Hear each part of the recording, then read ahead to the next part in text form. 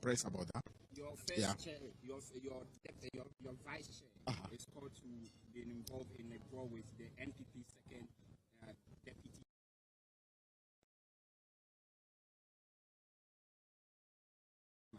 Masaudu. What do you have to say about that? Brawl, what kind of brawl is that? There was a confrontation, and they punched Masaudu at the police station in Abuja. I see. I've not really taken time to abreast myself of that.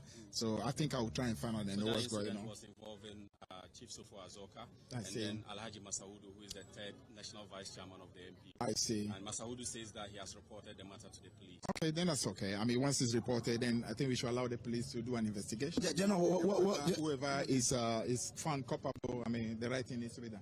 Now, what do you say to proposals that this is an expensive exercise to have, and therefore there should be a tweak in the constitution to say the party that holds a seat, if something happens to the MP, should just elect someone to be on the seat so we can save ourselves all of this, struggle? No, I mean, constitutional reviews are things that we should always be open to having, because after 32 years, you always want to bring changes. So there's nothing wrong with that.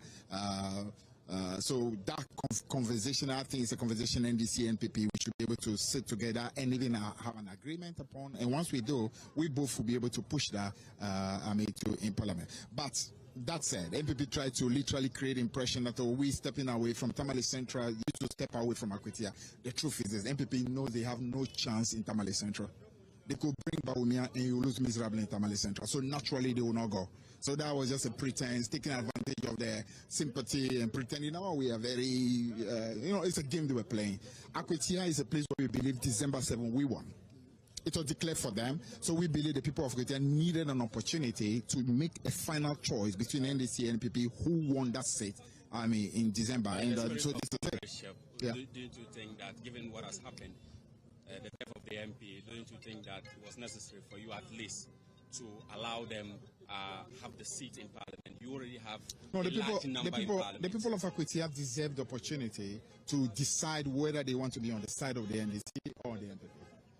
I'm saying subsequently, if we have a constitutional review, we can look at that. But you cannot deny how many people in Akwetia the opportunity to have a choice simply because you are saying, MP passed away, therefore you must be saddled with maybe an MP on an opposition side that you don't want. So, if we are talking democracy, let's continue to pursue democracy. So but I'm saying the constitutional review will be able to, is something that I think we should all open to. Our political space is. Do you think that NDC, NPP, and other political parties, you can come together at a table to agree that... Why not? Why not? I think we can, because 32 years of a democratic journey, we should have the level of maturity to be able to sit together and have a conversation.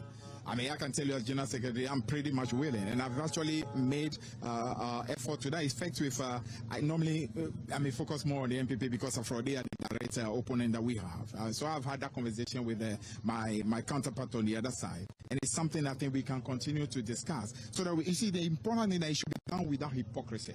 When you try to play games and pretending that I'm pulling out of Tamale Central, when you know you have no chance in Tamale Central and asking us to pull out of Akwetia when we know we can win Akwetia, then it's not fair. We should look at it clearly and decide. Once we have a decision down, then regardless of whether you can win it or you cannot win it, we agree. But simply claiming that pull out of Tamale Central, therefore pull out, it's a game and we are not ready to play that game. Just an hour to go and the voter turnout you have seen. Are you confident of the chances of the NDC's candidate? I would say MPP clearly were holding the seat, so naturally they, right from the beginning, will be considered the favorite. But we believe that just as we did, even going into the December 7, where MPP were the favorite, but we managed to, as it were, beat them and beat them well. I think the same thing will happen here. Akwetia will be green before we leave here today. General, given about cost of elections, do you know how much the NDC has spent so far in this election? Do I know where that was? How much the NDC has spent regarding this Akwetia by-election? Every election you have to mobilize money and get it done. At the end of the process, we'll sit together and find out exactly what the total expenses have been. But clearly, no election is done without mobilization. It's always been the case. How much do you think you spent? I will have to check. have to check that. I'm not in a position to declare that. We'll see. When the election is over, we'll do that calculation. Why do you like pummeling people? I mean, you've beaten someone to the extent that the person really is begging for mercy. Just one seat that you say, okay, at this point I won't deliver. You're still delivering. Why are you like that? It's not us who are pummeling. It's the people of Ghana who are pummeling them. The people of Ghana clearly are sending them a clear message that your 8 years have been absolute disaster.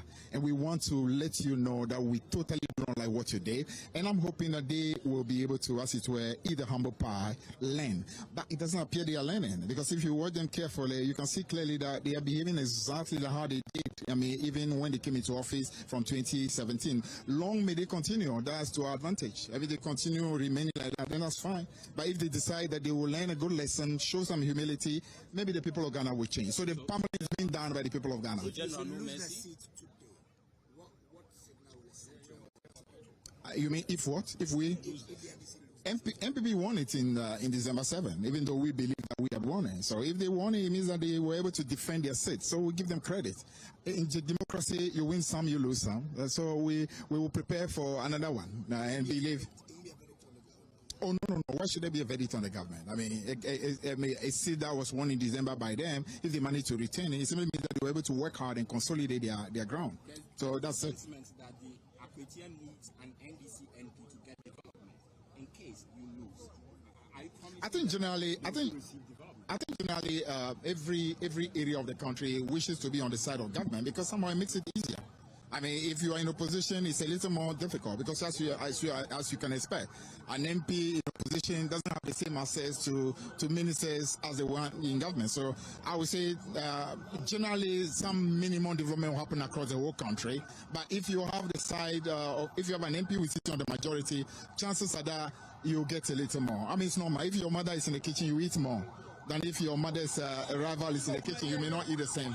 All right, thanks so much. Thank you very much. That's the General Secretary